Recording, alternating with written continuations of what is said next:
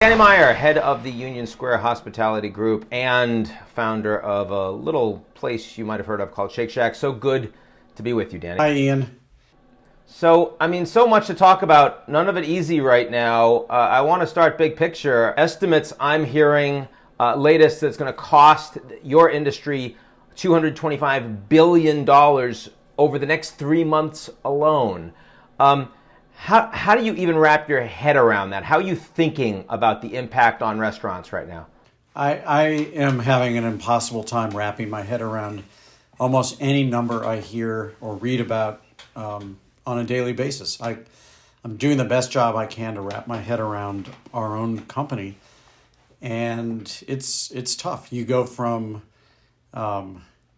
X amount of revenue to practically zero revenue. The only reason we have any revenue today is that we continue to cook some meals for Delta Airlines first class transcontinental passengers. And that show goes on. And other than that, every single one of our restaurants is closed.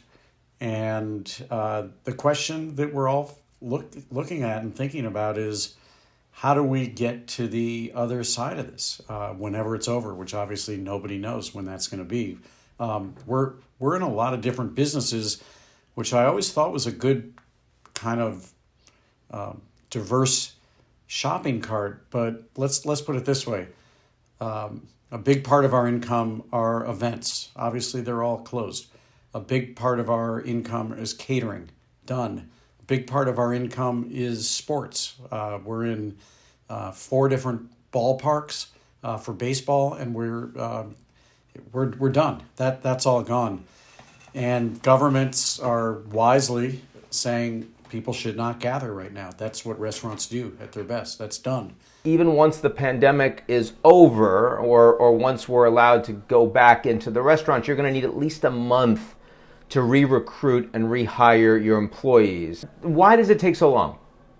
You know, a lot of people think that you should just be able to turn on the lights and turn on the gas stoves and you've got a restaurant. But you got to think about a restaurant almost as if it's a team. A hospitality team takes time to warm up and learn to play together and work together and remember how to do it. My guess is in my business, where we've got a number of different restaurants, we will probably end up starting with 1 or 2 of them and learn how to do it. I'd love to hear a little bit about what you think the industry needs from government right now. What kind of leadership, what kind of message, and what kind of behavior, what kind of action?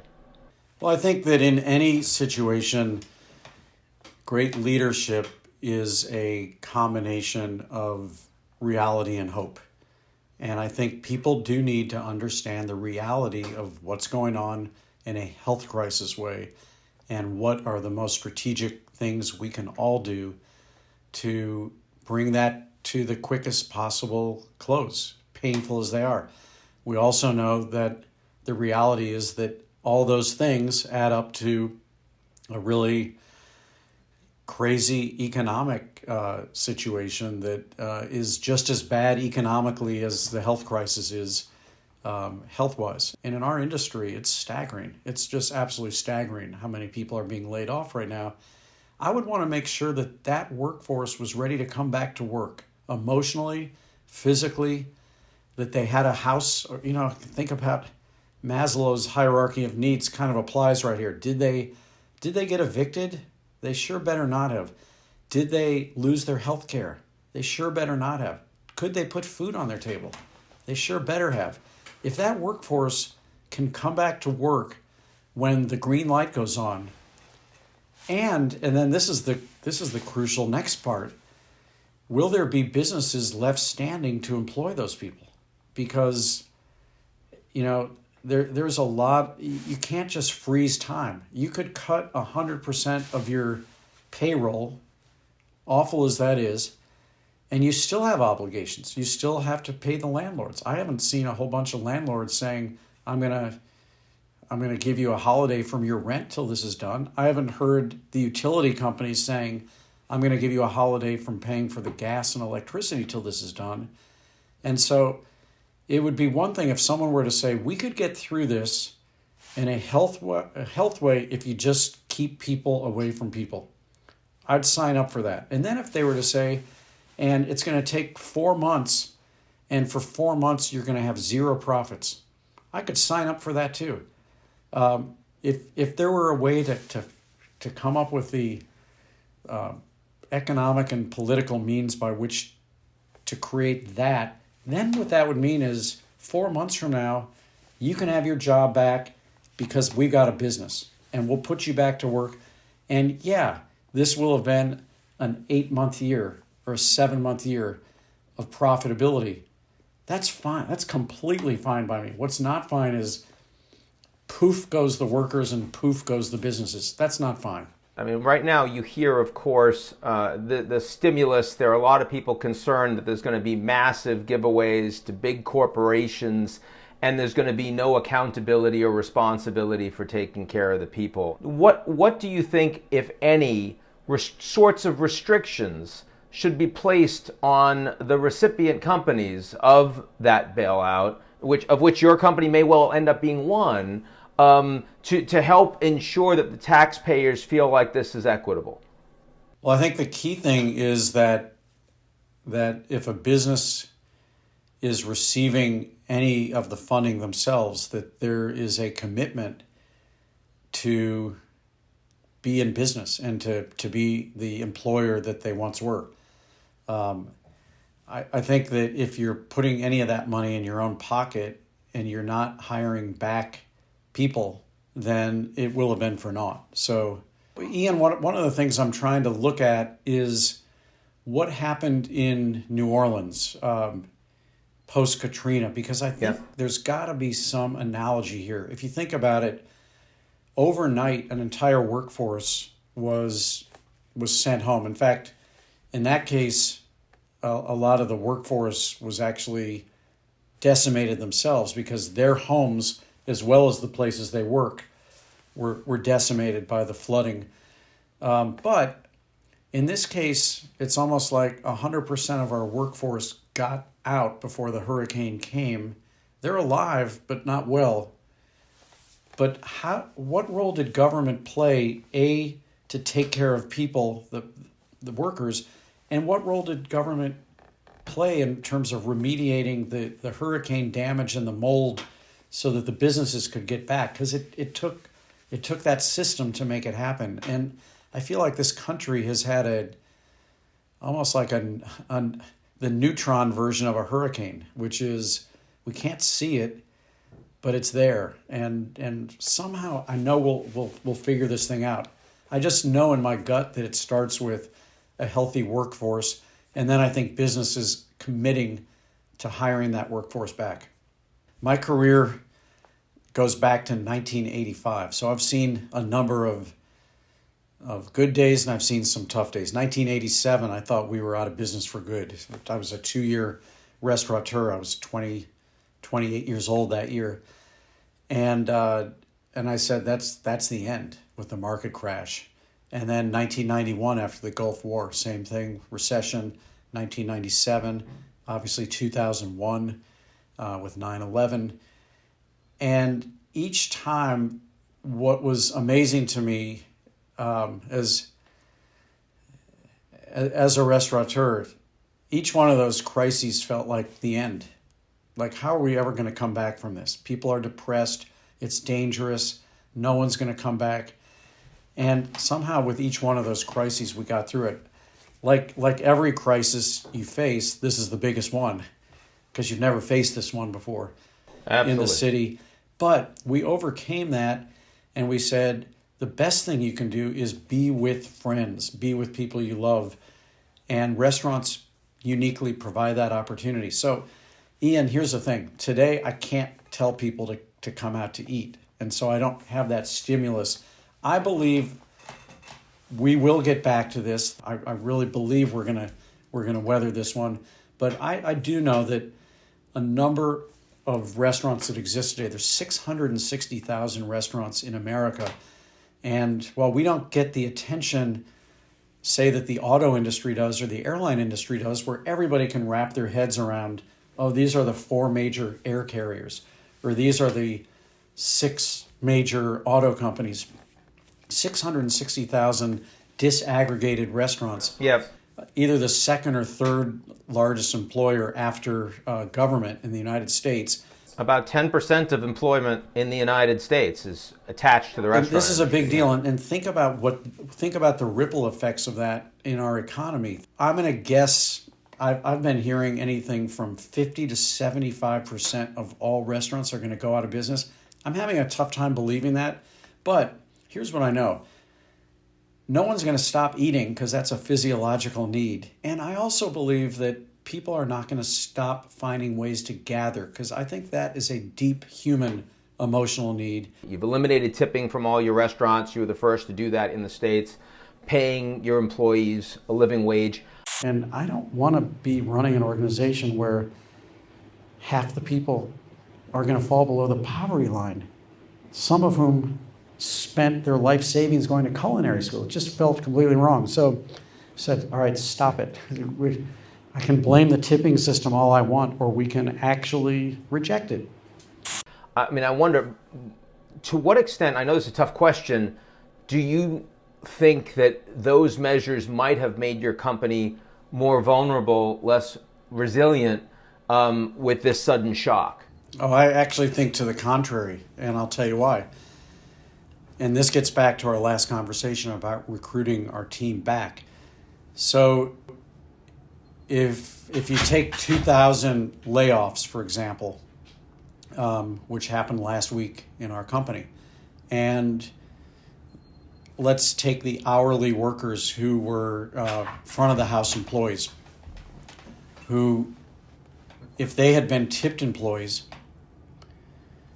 their unemployment claim would have been dramatically lower than what our laid off employees are able to claim. Why? Because in this country, there is a separate and lower minimum wage for tipped employees. Yep. Dramatically lower in some cases. In some half of the states in this country, the adjusted minimum wage is $2.13 an hour. Imagine going to unemployment and saying, here's my W-2, and I'm really sorry I didn't declare all those cash tips, but here's my W-2, what do I qualify for? And I qualify for some percentage of a W-2 that shows $2.13 an hour minimum wage. Now take an employee who did not work in a tipped house, who was obviously paid an hourly wage as close to what the full tip would have been anyway. Those people are in much better shape, and my guess is for the first time they now see why this was a really important thing for people to do that. I want to ask one thing about Shake Shack. I know that the chain is not part of Union Square Hospitality Group; it's run independently. But you founded it, and I'm wondering, just your views on their capacity to stay open throughout this crisis. They can do takeout and delivery. Do you have any sense of that? Well, I know that Shake Shack is a tremendously athletic group of people, and they're trying everything they can, just like every good business in the country, to keep people employed as long as possible, as safely as possible, and to serve people food. Food provides comfort. And Shake Shack last week announced that 1,000% of all their restaurants, whether they happen to be in states that had mandated no gathering or not, would be serving food from the curb only, pre-ordered on their app or however. If people don't have the Shake Shack app, then they could order it, I believe, just by getting out of their car and telling someone on the curb, here's what I want. My view is that these are crazy times, and that Shake Shack is adapting as athletically and nimbly as possible, but always, as someone who founded Shake Shack, I know that the culture of Shake Shack is the same as the culture of Union Square Hospitality Group. That's where Shake Shack was born, and that is people first. And we'll see where it goes. I'm guessing that the next days are going to be just as changing of a landscape as the previous days have been. So what do you think New Yorkers can do and Americans across this country on a personal basis? We've talked about what the government can and needs to do to help all these out-of-work service workers, small neighborhood bars, restaurants over the coming months. They mean so much to the fabric of society. You have any ideas? Well, once it's safe, and I keep saying once the green light goes on, and God knows what authority is going to state that. I would just say patronize as many places as you can. Look, when we lose a day, we lost the day. It's not like, if I can't get a haircut tomorrow, my barber knows that she's still going to see me 2 days from now or 3 days from now. So she doesn't lose the sale. But when a restaurant or a restaurant worker loses a day, they lost the day. It's gone. And so really the only thing that I could suggest is just remember that and if you're going to a restaurant that accepts tips, be extra generous when they reopen. If you're going to a restaurant that doesn't accept tips, go there twice as often as you used to. One thing that I know a lot of people are doing, in fact, we've been doing it ourselves, is selling a lot of gift cards, because every time we have some money, it's another reason that we may stay open for another day. Our business may stay open. What we've been doing at the outset, for 1 week, we made a commitment to give 100% of all gift card revenues to a brand new 501c3 employee relief fund that we just set up called Hugs for USHG. I personally made a commitment to take my entire compensation and contribute that to the employee fund, as did 100% of the C-level members of our executive team. And I feel really, really grateful about that. So maybe one question before we wrap up, Danny, about just society at large. I mean, we've talked so much about the restaurant industry. The other people, of course, that are being affected by it are the people that patronize the restaurants. And now, Americans across the country, half of the country right now, are in self-isolation. And for at least a matter of weeks or months, it seems like. What do you think we should do to replace the companionship, the social belonging that restaurants have been providing us every day? Smile a whole lot more. I keep trying to remind myself. My wife reminds me of that all the time. These are days when there's a lot of bad news, there's a lot of scary news, there's a lot of anxiety, there's a lot of fear. And I do think that, the root of the word hospitality is actually hope. And those of us in this business cannot wait to get back to serving that hope. Be well, and thanks for the strong. I cannot wait leadership. to share a meal with you. I cannot wait. Looking forward to it, Danny. Okay. Be good.